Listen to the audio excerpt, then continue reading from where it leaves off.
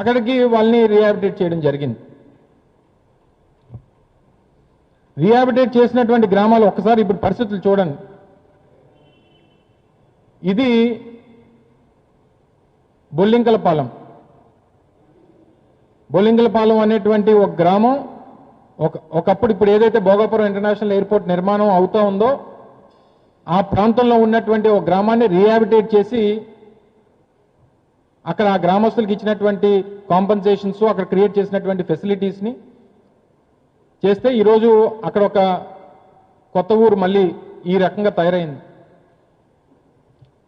ఇది ఆ గ్రామానికి సంబంధించినటువంటి ఆర్చ్.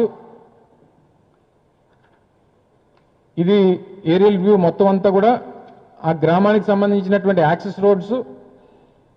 ఇలాగా ఒక బొల్లింకలపాలెం, ఒకటి మరడపాలెం అనేటువంటి ఒక గ్రామం, ఇలా 2 గ్రామాల్లో కొత్తగా ఈ 2 గ్రామాలని వారికి కావాల్సినటువంటి ఇన్ఫ్రాస్ట్రక్చర్ అంతా